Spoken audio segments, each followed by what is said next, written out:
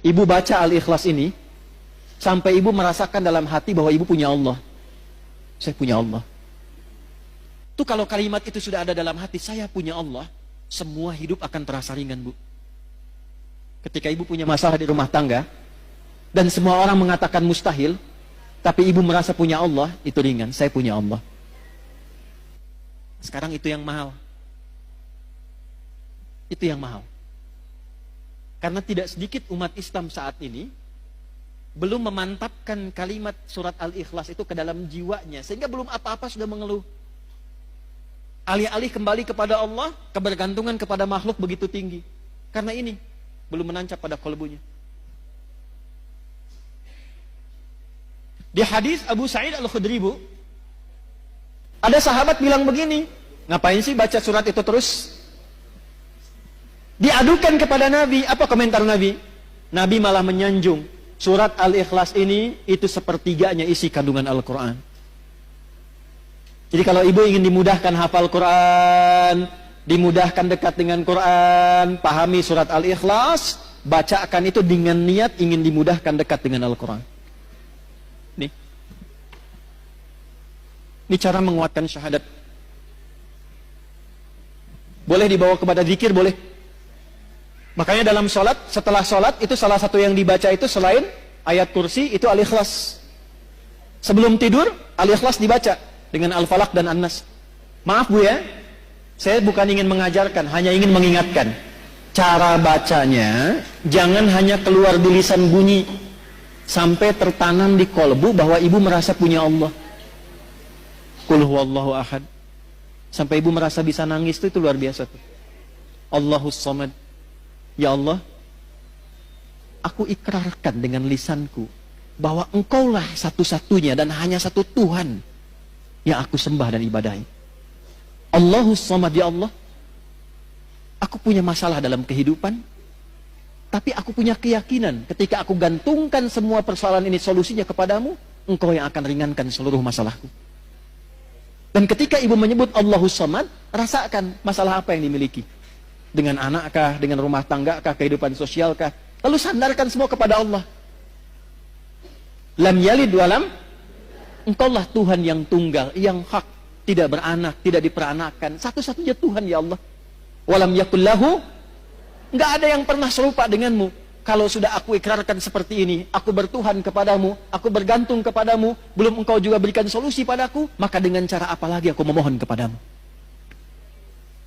Karena itu ketika Nabi lewat, ada sahabat mengatakan begini, Allahumma ushidu bi annaka antallah as-samad, alladhi lam yalid walam yulad, walam yakullahu kufuwan ahad. Allahumma inni as'aluka an taghfiraliya. Ya Allah, aku bersaksi, hanya engkaulah Tuhanku satu-satunya, aku sembah, aku tuhankan. Aku gantungkan hidupku kepadamu. Aku nyatakan kau satu-satunya Tuhan yang tidak serupa dengan makhluk manapun, tidak beranak, tidak diperanakan. Aku tidak minta apapun, ya Allah. Dengan aku mengesahkanmu, aku hanya minta ampuni dosaku. Aku ingin jadi orang baik. Nabi lewat, lalu Nabi mengatakan begini, Fulan, tahukah engkau apa yang kau baru baca tadi? Orang ini berkata, ya Rasulullah, engkau yang paling tahu. Allah wa Rasuluhu a'lam. Allah dan Rasulnya yang paling tahu. Kata Nabi, engkau baru saja meminta kepada Allah dengan menyebut namanya yang paling agung, yang engkau kalau ucapkan itu, doamu akan selalu dijawab, permintaanmu tidak akan pernah tertolak. Itu hadisnya sahih. Hadisnya sahih. Dan Syekh Said Sabiq memasukkan hadis itu dalam pembahasan akidah ketika mengurai Al-Asmaul Husna di kitabnya Al-Aqaid Al-Islamiyah. Jadi kalau orang benar Al-Ikhlasnya, Bu, ini sampai ke dalam jiwanya, itu doanya mustajab, Bu. Karena dia merasa punya Allah. Tuh. Nah ini yang diminta ini udah nyambung belum sama Allah nih. Kadang lisannya kemana, hatinya kemana. Ibu baca subhanallah, satu kali belum nyambung, wajar. Dua kali belum connect, wajar. 33 kali belum nyambung, ibu mesti baca berapa kali lagi? Bu keluar dari sini ya, mie ayam, mie ayam, mie ayam, mie ayam, mie ayam, mie ayam, mie ayam, sampai 33 kali itu. Saya yakin sampai mau tidur ibu akan ingat mie ayam itu. Gak percaya silahkan. Mie ayam, mie ayam, mie ayam, mie ayam, mie ayam, 33 kali. Minimal ibu akan cari kan? Ibu tiap hari, Bu, subhanallah, subhanallah, subhanallah. Dari 33 ini, bagian keberapa yang sampai ke dalam hati? Ke-9, 10, 11? Alhamdulillah, alhamdulillah, alhamdulillah. Lisan ibu alhamdulillah, tapi tuntunan nikmat mintanya makin terus banyak. Sudah dikasih sepeda, minta motor.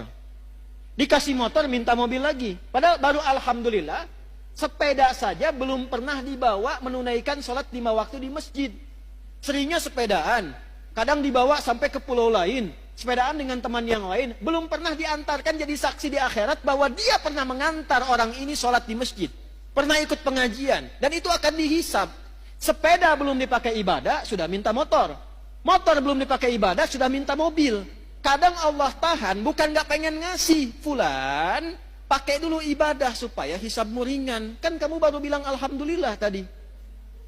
Itu. Allahu Akbar. 33 kali 5 tuh. 165. Dalam sehari. Allahu Akbar, Allahu Akbar, Allahu Akbar. Tapi masih kalah juga. Allahu Akbar, Allahu Akbar. Ayo cek ke masjid, ayo. Diskon, kewe sekedap. Nomor 2. Ini saya tanya serius nih.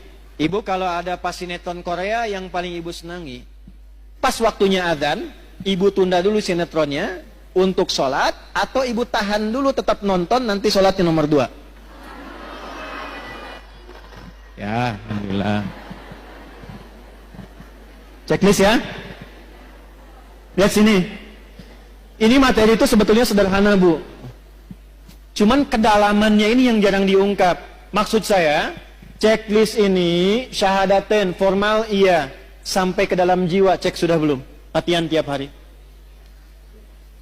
Nyambung lagi, cara melatih supaya ketika syahadat saya merasa punya Allah itu bagaimana? Lakukan seperti Nabi bimbing kita. Karena itu ada bagian keduanya.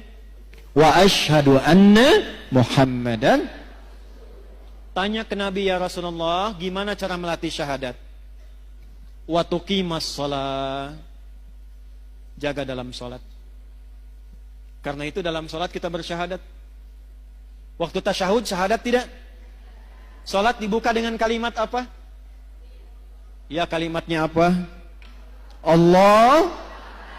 Waktu ibu mengucapkan Allahu Akbar, sudah kenal Allah belum?